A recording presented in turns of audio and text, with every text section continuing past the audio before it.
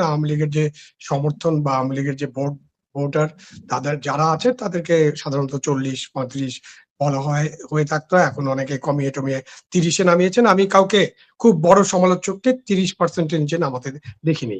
তার মানে তাদের একটা বিরাট সংগঠন আছে এবং বিরাট সংখ্যক মানুষ 4 কোটি 5 কোটি মানুষ তাদেরকে ভোট দেয়, তাদেরকে সমর্থন করে এবং সবাই আহ আপনার নানান অপরাধের সাথে যুক্ত না, যে সমস্ত অপরাধের কথা আমরা আলোচনা করি। তো সেই সব অপরাধের সাথে যারা যুক্ত না তাদেরকে তো স্পেস দিতে হবে, এবং এই স্পেস দেওয়ার বিষয়টা উদার গণতন্ত্রের একটা শর্ত। সেখানে সরকারকে চিন্তা ভাবনা করতে হবে, সেখানে আওয়ামী লীগকেও চিন্তা ভাবনা করতে হবে তারা কিভাবে তারা ফেরত আসবেন।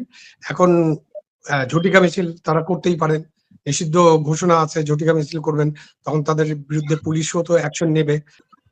আসসালামু আলাইকুম দর্শক, আমি আতিক রহমান পূর্ণিয়া স্বাগত জানাচ্ছি আপনাদেরকে পূর্ণিয়ার ভিউ ইউটিউব চ্যানেল এবং ফেসবুক পেজে আমাদের নিয়মিত আলাপচারিতা অনুষ্ঠান খোঁজ খবরে। এবং আপনারা দেখতে পাচ্ছেন যে পর্দায় আছেন আপনাদের সবার পছন্দের মানুষ, প্রিয় মানুষ, বীর মুক্তিযোদ্ধা জনাব আবু আলম শহীদ খান, সাবেক সচিব। জনাব আবু আলম শহীদ খান, আপনাকে স্বাগত জানাচ্ছি আমাদের দর্শকদের পক্ষ থেকে। দীর্ঘ বিরতির পর, একটা লম্বা বিরতির পর আবার দর্শকরা আপনাকে পেয়েছেন।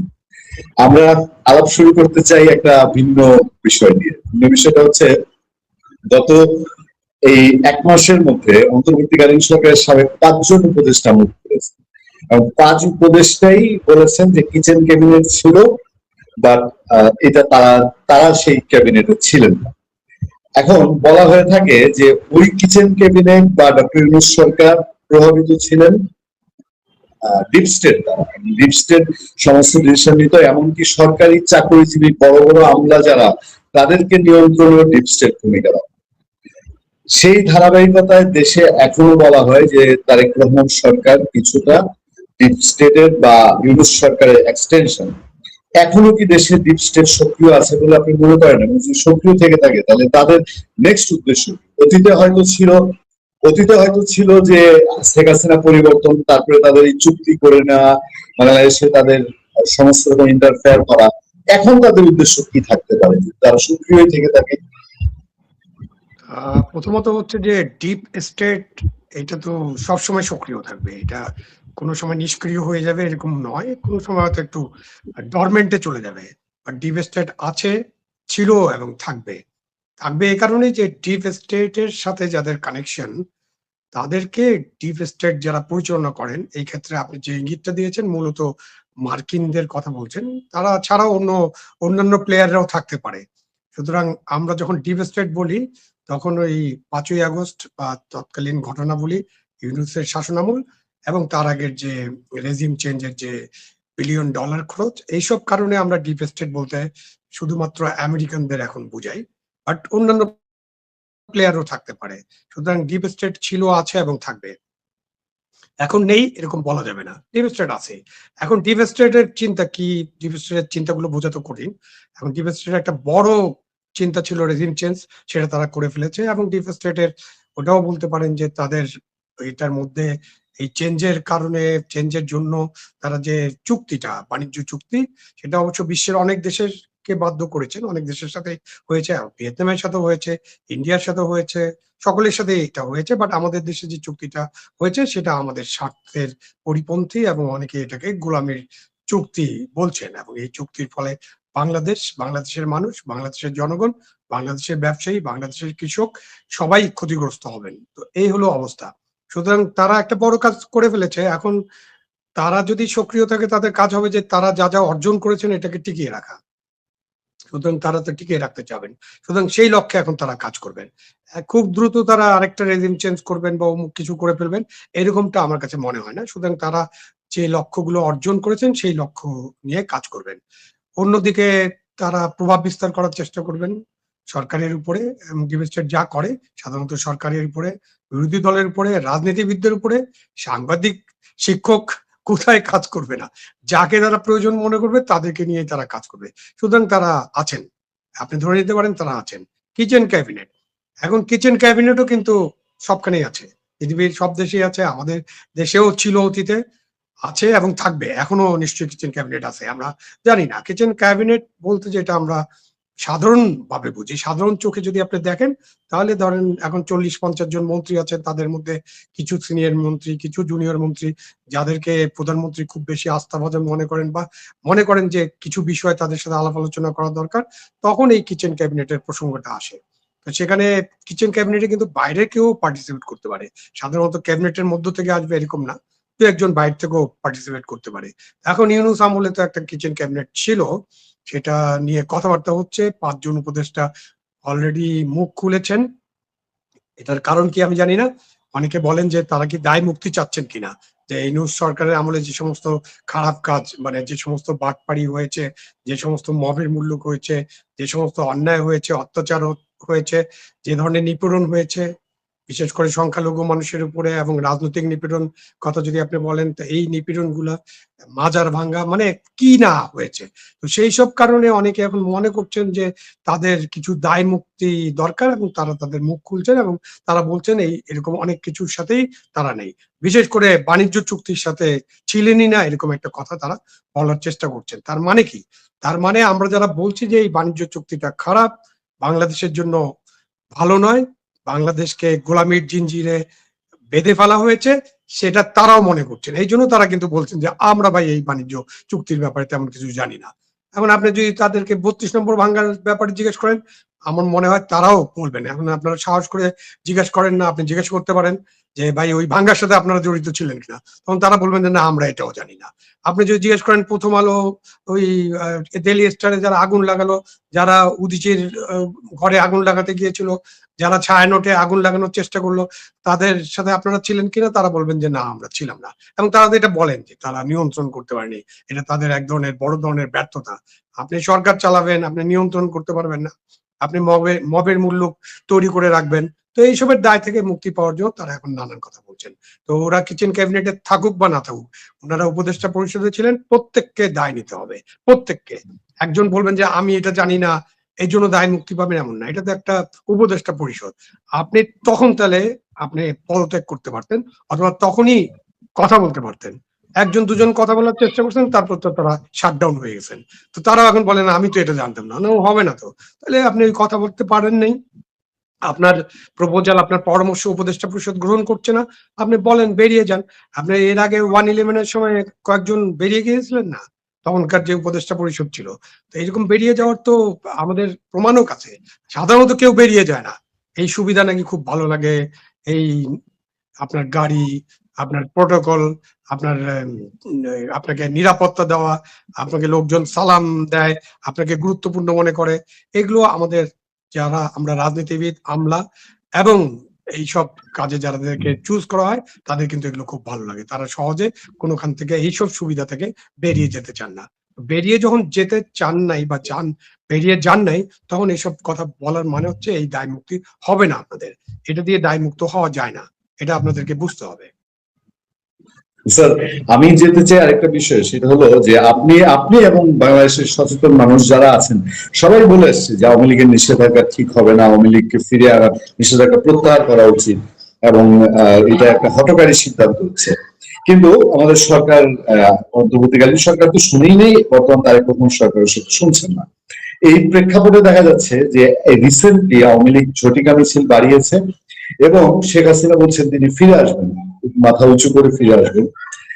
এইবার এসে 2-3 দিন ধরে যে ডাইমেনশন হচ্ছে, আমি যদি একটু উদাহরণ দিয়ে বলি, নাসিরউদ্দিন পাটোয়ারি এনসিপির নেতা, তিনি আজকে বলেছে যে আওয়ামী লীগ সবার উপরে আক্রমণ করছে। গতকালকে আমরা দেখলাম যে নেত্রকোনায় এক সমন্বয়কে, যদি আমরা এটা পছন্দ করি না, তাকে ছাত্রলীগের ছেলে পেলে হেনস্থা করেছে খুব সিরিয়াসলি। এই ঘটনাগুলি কি ইঙ্গিত করছে, এবং শেখ হাসিনার ফিরে আসা, ছাত্রলীগ আওয়ামী লীগের ঝটিকা মিছিল বাড়িয়ে দেওয়া আমাদের স্টেবিলিটির জন্য কতটা পজিটিভ বলে আপনি মনে করেন? না দেখেন, আমাদের তো একটা উদার গণতান্ত্রিক রাজনীতি আমরা চর্চা করতে চাচ্ছি সবাই মিলে, সরকারও চাচ্ছেন, এবং জামাত, যে যারা কোরআন সুন্নাহর আইনে বিশ্বাস করেন, তারা কিন্তু এখন উদার গণতন্ত্রের রাজনীতি চর্চা করছেন, এবং তারা তো কোরআন সুন্নাহর আইন যখন সুযোগ পাবেন তখন করবেন, বাট এখন তো তারা করছেন না। যে কারণে তারা শহীদ মিনারে যান, যে কারণে তারা স্মৃতিসৌধে যান, যে কারণে তারা পার্লামেন্টে অংশগ্রহণ করছেন এবং পার্লামেন্টে একটা গণতান্ত্রিক চর্চাতে আছেন, বাইরেও আন্দোলন করছেন। এই উদার গণতান্ত্রিক চর্চা যখন আপনি করতে যাবেন তখন সকল মত এবং পথকে সুযোগ দিতে হবে, স্পেস দিতে হবে। আর আমরা অনেকবার আলোচনা করছি যে আওয়ামী লীগ একটা ছোটখাটো দল নয়, খুবই একটা ছোট দল, একটা সন্ত্রাসী দল, এরকম তো আওয়ামী লীগকে বলা যাবে না। কিন্তু মাঝখানে যে জয় বাংলা বললেই পুলিশ অ্যাকশনে চলে যাচ্ছে, এটা বোধহয় একটা আলোচনার বিষয়। যে আপনি জয় বাংলা একটা স্লোগান, যেটা মুক্তিযুদ্ধে আমাদের জয়ের স্লোগান ছিল, আমাদের মন্ত্রের স্লোগান ছিল, আমাদের যুদ্ধের স্লোগান ছিল। এমনকি জেনারেল জিয়াউর রহমান, তখনকার মেজর জিয়া, যখন ঘোষণা দেন তখনও তিনি জয় বাংলা জয়বঙ্গ বলেছিলেন এবং পরবর্তীতে বলেছেন। সুতরাং এই যে স্লোগান দিলেই গ্রেপ্তার, স্লোগান দিলে তার পিছনে লাগিয়ে দেওয়া লোক বা তাদেরকে উঠিয়ে আনা, এটা বোধহয় এখান থেকে সরকার এটা বিবেচনা করতে পারে যে তারা কতটুক এই বাধাটা তারা দিবেন। এখন আপনি যে ঘটনার কথা বললেন সেটা একটা ঘটনা নেত্রকোনার, আরেকটা ঘটনা বোধহয় সিলেটের হবিগঞ্জে ঘটেছে। মেহেদী বা মাহাদি ওনার নাম, যিনি বানিয়াচং থানা পুড়িয়ে দেওয়ার কথা বলেছিলেন এবং একজন এসআই কে পুড়িয়ে মারার কথা স্বীকৃত, মানে একদম থানায় বসে বসে এসব নাটকীয় কথাবার্তা বলেছেন। তারপর তো উনি দিল্লিতে বোধহয় গিয়েছিলেন, সেখানেও এক নানান কাণ্ড হয়েছে। এরপর উনি এখন কি ড্রাইভিং লাইসেন্স বোধহয় করতে চান, মাঝখানে কি স্ট্যাটাস দিয়েছে, ছাত্রদল কর্মীরা তাকে একবার ধাওয়া করেছে এবং পরবর্তীকালে ডিসি অফিসে যেও তিনি একটা দিয়েছেন, ভিডিও করেছেন যে তাকে প্রহার করা হয়েছে। দেখেন, এই সংস্কৃতির মধ্যে আমরা যেতে চাই না, এটা কোনো ভালো সংস্কৃতি না। আপনি কাউকে যদি পছন্দ না হয়, কারো কথা পছন্দ না হয়, আপনি কথা দিয়ে জবাব দেন। গণতন্ত্র মানে হচ্ছে বিভিন্ন মত থাকবে এবং মতের আপনার পক্ষে না থাকলে আপনি বিপক্ষে আপনার মতামতটা ব্যক্ত করবেন। তো সেখানে এই ধরনের আচার আচরণ নিশ্চয়ই এটা গণতন্ত্রের সাথে যায় না, সেটা বলতে হবে। বাট আমি দেখছি যে বিভিন্ন জায়গায় যে কথিত বা যারা নিজেদেরকে দাবি করতেন যে তারা সমন্বয়ক এবং বিভিন্ন ধরনের কার্যক্রমে তারা গিয়েছিলেন, নাসিরুদ্দিন পাটোয়ারিকেও তো বোধহয় ঝিনাইদহে ছাত্র দলের কর্মীরা আক্রমণ করেছিল। তো এই যে মানে তারা যে আক্রমণের সম্মুখীন হচ্ছেন, সেখানে এটা বিবেচনার বিষয় আছে, এটা আমরা কোনোভাবেই সমর্থন করি না। বাট আপনি কি কি বলছেন, কিভাবে আচরণ করছেন এবং কে কি আচরণ করছেন, এটা কিন্তু সবাই আমরা দেখছি।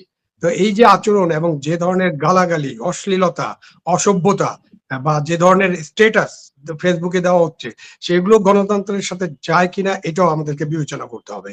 এখন আমি গণতন্ত্রের কথা বলবো, তারপর আমি যা ইচ্ছে তাই করব এবং অন্য কেউ কোনো রেসপন্স করবে না, এটা ধরে নেওয়া যায় না। বাট রেসপন্স করতে হলে আপনি সেইভাবে রেসপন্স করেন। আমি বলবো না যে আপনার দল বা আপনার কর্মীরা, আপনার ক্যাডাররা কাউকে শারীরিকভাবে আক্রমণ করুক, এটা ব্যক্তিগতভাবে নাগরিক হিসেবে আমি সমর্থন করি না। কেন করি না?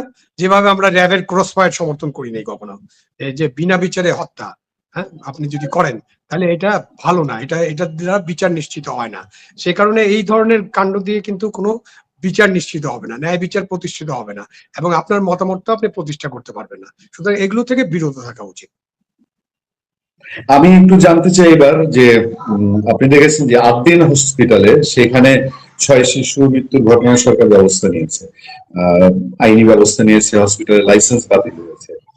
আমাদের হামে শিশু মারা গেল প্রায় 500 সরকারি হিসাবে, বেসরকারি হিসাবে এটা দাবি করা হয় 2-3 হাজার। তো যেখানে 6 শিশুর জন্য এই সরকার, এটা সাধুবাদ জানানোর মতো যে এত বড় ব্যবস্থা নিতে পেরেছে, স্বাস্থ্যমন্ত্রী খুব স্পষ্ট কথা বলেছেন। বাট হামে শিশু মৃত্যুর কথাটা আসলেই স্বাস্থ্যমন্ত্রী ওই অন্তর্বর্তীকালীন সরকারের সাথে আবার একটু আওয়ামী লীগ সরকার মিশিয়ে দেন এবং অন্তর্বর্তী সরকারের বিরুদ্ধে কোনো ব্যবস্থা তো সরকার স্বপ্রণোদিত হয়ে নিচ্ছেও না। মানুষ কেউ যদি আদালতে মামলা করতে যাচ্ছে, সে মামলাগুলো খারিজ হয়ে যাচ্ছে। অনেকে বলছেন যে ইউনূস সরকারকেও, পুরো সরকারকেই বিএনপি সরকার ইন্ডেমনিটি দিয়ে দিল কিনা, আপনি কি তেমন মনে করেন? না, আমার মনে করা দিয়ে তো কিছু আসে যায় না। আমরা কি মনে করলাম আমি ব্যক্তিগতভাবে তা দিয়ে জিনিসটার মানে কোনো সিদ্ধান্তে পৌঁছে যাবে না। বাট আপনি যেটা বললেন, আপনি সাধুবাদ জানিয়েছেন আদ্দিনের ব্যাপারে, আমি সাধুবাদ জানাতে যে একটু একটু সাধুবাদ জানাতে একটু বিলম্ব করতে চাই। কারণ হচ্ছে যে এই যে 5টি শিশুর মৃত্যু, এটা ইনকোয়ারি হওয়া উচিত এবং এর জন্য দায়ী যারা দায়িত্বে ছিলেন তাদের ব্যাপারে ব্যবস্থা নেওয়া উচিত। তাদেরকে বিশাল অঙ্কের টাকা ফাইন করা যেতে পারতো। কেন, আদ্দিন হাসপাতাল একটা বড় হাসপাতাল এবং হাসপাতালে একটা কর্মযজ্ঞ চলে সেখানে। তো সেখানে এরকম একটা ব্যবস্থা নেওয়া, সেই ব্যবস্থা নেওয়াটা কতটা যৌক্তিক হয়েছে এটা নিয়ে আলোচনা করতে হবে। এরকম হাসপাতালে যদি 1-2 জন কোনো কারণে আইসিইউতে মারা যায়, তখন কি আমরা সব হাসপাতালগুলোর লাইসেন্স বাতিল করে দিব কিনা? না, সেটা তো করলে আমাদের পুরা সিস্টেমটাই নষ্ট হয়ে যাবে। সুতরাং এই হাসপাতালগুলো যাতে ঠিকভাবে পরিচালিত হয়, তাকে সেইভাবে মনিটরিং করে, এটা স্বাস্থ্য মন্ত্রণালয়, স্বাস্থ্য অধিদপ্তর এবং অন্যান্য কর্তৃপক্ষ আছেন যাদের দায়িত্ব। এই তো এখানে দায়িত্ব অবহেলা থাকতে পারে, সেখানেও যেতে হবে, কারণ আপনি হাসপাতাল বন্ধ করে কি করবেন। এখন আপনি হামের কথা বললেন, হামে যারা শিশু মৃত্যু হয়েছে সে ব্যাপারে হাইকোর্টে, উচ্চ আদালতে মামলা করতে গিয়েছিলেন, সেই মামলাটা আউটরাইট রিজেক্ট করে দিয়েছে উচ্চ আদালত। উচ্চ আদালত হয়তো মনে করেছেন এই মামলা তাদের শোনার দরকার নেই, সেই জন্য তারা মনে করেছেন। বাট এটা সত্য যে এটা আপনি যদি কানেক্ট করেন তাহলে দেখা যাচ্ছে যে বর্তমান সরকার, ইউনূস সরকারের প্রতি তাদের একটা সহানুভূতি আছে। সহানুভূতি এই জন্য আছে যে তাদের সময় একটা নির্বাচন হয়েছে এবং সেই নির্বাচনে তারা বিজয়ী হয়েছেন। সুতরাং ইউনূস সরকারের প্রতি একটা স্বাভাবিক সাধারণ সহানুভূতি তাদের আমরা লক্ষ্য করছি। বাট এটা কতদিন থাকবে এটা দেখতে হবে। তো বিচারে যখন বিচার চাওয়া হয় তখন তো এরকম তো ঘটনা আরো আছে যে আপনি একজনের ব্যাপারে তদন্ত করা হবে, আপনি হাইকোর্ট অর্ডার দিয়ে দিল, তদন্তই করা যাবে না, তাই না? তো আমাদের দেশে বিচারের কাছ থেকে, বিচার বিভাগের কাছ থেকে আমরা বিভিন্ন সময় যে সমস্ত আপনার নির্দেশ পেয়েছি বা যে সমস্ত বিচার পেয়েছি সেগুলো নিয়ে আপনার প্রশ্ন করার সুযোগ আছে। বাট আমি আপনি কোনো প্রশ্ন করতে পারবো না এই মুহূর্তে, কারণ আমরা আদালত অবমাননার সম্মুখীন হতে চাই না।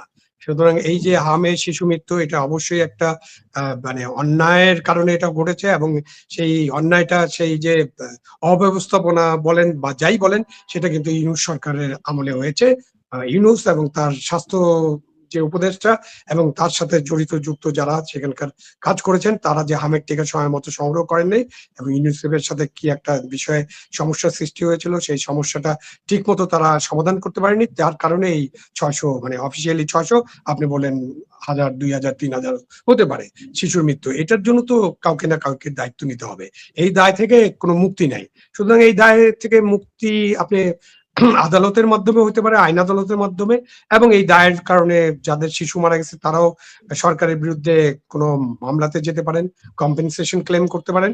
এটাকে দেখতে হবে। কিন্তু আদালত যদি আউটরাইট রিজেক্ট করে দেয় তখন ওই ধারণাটা এরকম হবে, এটা কি তাহলে আদালত এবং সরকার ইউনূস সরকারের লোকদেরকে স্বাভাবিক সাধারণ দায় মুক্তি দিয়ে যাচ্ছে কিনা। কারণ আমরা একটা দায় মুক্তি তো ইউনূস সরকার দিয়ে গেছেন যে ওই সময় যে 36 দিন যে সমস্ত ঘটনা ঘটেছে ওই 36 দিনের জন্য কাউকে কোনো বিচার করা হবে না, তাই না? তো ওই দায় মুক্তি তো আছে, কিন্তু ওই দায় মুক্তির মধ্যে হামের টিকা সংগ্রহ করা হয় নাই, এই জন্য শিশু মৃত্যু, এটার দায় মুক্তি তো ওখানে নেই। আপনাকে শেষ পর্যন্ত শুধু 2 মিনিটের জন্য একটা ছোট্ট প্রতিক্রিয়া জেনে শেষ করব। সেটা হলো যে বাংলাদেশে আদালত, আইন আদালতের জামিন হচ্ছে না এখন, অন্তত ইউনূস সরকারের মতো অবস্থা নেই। আওয়ামী লীগের আইভি রহমানের পর্যন্ত জামিন হয়েছে। কিন্তু আমরা দুইজন খুবই শিক্ষাবিদ মানুষ, একজন হচ্ছেন আবুল বারাকাত এবং হচ্ছেন প্রফেসর নাজমুল হাসান করিম। এই দুইজন এবং আপনি কারাবাস করেছেন সরকারের সময়, তার আগে থেকে প্রফেসর নাজমুল হাসান করিমুল্লাহ জেলে আছেন। সরকারের কি এখানে একটু সদয় হওয়া উচিত না? সরকারের সদয় হওয়া উচিত কিনা এটা তো সরকার বুঝবে। আমি একজন সিটিজেন হিসাবে, মানে নাগরিক হিসাবে তো আমি বলবো না যে সরকারের সদয় বা নির্দয় হওয়ার উপরেই এই বিচার কাজ নির্ভর করবে, কেন এই বিচারের উপরে সরকারের সদয় নির্দয় হওয়ার কিছু নাই। এখন যদি ভিতরে আন্ডার কারেন্ট ডিপ স্টেট টাইপের কিছু থাকে সেটা তো আমি জানি না। আপনি নিশ্চয়ই আপনার অনুভব করেন, এই জন্য আপনি প্রশ্নটা করেছেন। বাট এটার উত্তর হচ্ছে যে এখানে সরকারের সদয় বা নির্দয় হওয়ার কিছু নাই। সরকার এখানে নিরপেক্ষ হোক, সরকার এখানে হস্তক্ষেপ না করুক, সরকার এখানে যেভাবে বিচার চলে সেই বিচারটাকে স্বাভাবিকভাবে চলতে দেয়। এবং আমরা আদালতের কাছে চাইবো যে আদালত যেন, যেহেতু সেপারেশন অফ জুডিশিয়ারি আছে, যেহেতু আমরা মনে করি যে আদালত সার্বভৌম, যেহেতু আমরা মনে করি বিচার বিভাগের স্বাধীনতা নিশ্চিত করা দরকার, সুতরাং এই বিচার বিভাগের শীর্ষে যারা বসে আছেন তাদেরকেই প্রমাণ করতে হবে যে তারা ন্যায় বিচার নিশ্চিত করতে পারছেন। আপনি যেটা বললেন যে বারাকাত সাহেবের তার জামিন হলো এবং উচ্চ আদালতে জামিন হওয়ার পর তাকে কোন একটা মামলায় আবার শোন অ্যারেস্ট দেখানো হয়েছে। এই যে শোন অ্যারেস্ট, এইখানে সরকারের হয়তো কিছু করার আছে যে তারা এই শোন অ্যারেস্টটা তারা এভাবে করতে পারেন কিনা, বা এটা আইনানুগ হচ্ছে কিনা, বা ন্যায় বিচার বা মানবাধিকার পরিপন্থী হচ্ছে কিনা। কিন্তু সরকার যদি এই ব্যাপারে ব্যবস্থা না নেন তাহলে আদালত ব্যবস্থা নেবে। আদালত যাকে জামিন দিচ্ছেন সেই সময় যদি তার কাছে অন্য কোনো মামলা না থাকে তাহলে আদালত সঙ্গে সঙ্গে বলতে পারেন সো মোটো, অথবা আদালতে যদি যান তাদের লোকেরা, যাওয়াটা তো অনেক কষ্টের এবং অনেক পয়সা খরচ হয়, কিন্তু টাকা পয়সা খরচ হয় এবং হাজার হাজার মানুষ লক্ষ মানুষ কিন্তু আদালতের কাছে যেতেই পারে না এই টাকা পয়সার অভাবে। দরিদ্র মানুষরা, তাদের কিছুই করার থাকে না। তো যারা যেতে পারেন তাদের ক্ষেত্রে অন্তত এটা বলতে পারে যে আমি জামিন দেওয়ার পরে, আদালত জামিন দেওয়ার পরে তাকে অন্য কোনো মামলায় শোন অ্যারেস্ট করা যাবে না, কারণ এটা ন্যায় বিচারের পরিপন্থী। একইভাবে কলিমুল্লাহ সাহেব একটা বোধহয় শুনানি হয়েছে, আমি খুব বেশি মিডিয়াতে দেখিনি, বাট শুনানি হয়েছে। সম্ভবত আমি যতটুকু জানতে পেরেছি আগামী রোববার এটা জাজমেন্টের ডেট আছে। উনি হয়তো সেদিন আদালত থেকে একটা রায় পাবার প্রত্যাশা করতে পারেন আপনি। তো এইটা তো ওপেন আদালতে শুনানি হয়েছে। শুনানিতে কারা কারা উপস্থিত ছিলেন আপনি নিশ্চয়ই জানেন। আমি শুনেছি ফজলুর রহমান সাহেব ছিলেন, সিনিয়র অ্যাডভোকেট। আমি শুনছি মাহবুদ্দিন খোকন সাহেব ছিলেন, মামুন সাহেব ছিলেন, আরো কারা কারা ছিলেন কলিমুল্লাহ সাহেবের পক্ষে, এবং অ্যাটর্নি জেনারেল অফিস থেকে অ্যাটর্নি জেনারেলের ডেপুটি অ্যাটর্নি জেনারেল বা এডিশনাল অ্যাটর্নি জেনারেল ছিলেন, দুদকের আইনজীবীও ছিলেন। তো সেখানে আদালত তো সবকিছু শুনেছে। এখন নিশ্চয়ই আদালতের কাছে কি প্রত্যাশা করবো, একজন নাগরিক হিসেবে আমি প্রত্যাশা করবো আদালত নিশ্চয়ই এই ব্যাপারে ন্যায় বিচার করবেন। আর দুর্নীতির মামলায় তো আপনি বছরের পর বছর কাউকে বিনা বিচারে আটক রাখতে পারেন না, কোনো মামলায় আটক রাখতে পারেন না।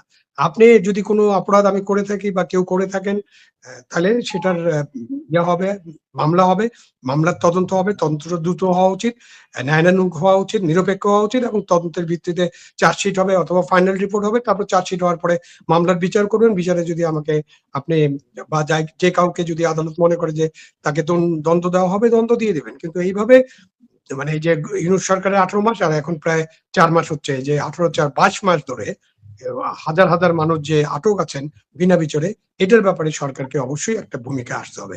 তবে সেই ভূমিকাটা হবে সরকারের নিজের ভূমিকা, সেটা আদালত এর উপর সদয় বা নির্দয় হওয়া নয়। অনেক অনেক ধন্যবাদ আবুল মোহাম্মদ শহীদ খান, আপনাকে অনেক ধন্যবাদ এবং কৃতজ্ঞতা আমাদের দর্শকদের পক্ষ থেকে। ভালো থাকবেন, সুস্থ থাকবেন, আপনার দীর্ঘ এবং সুস্থতা কামনা করে আজকে বিদায় নিচ্ছি। আসসালামু আলাইকুম।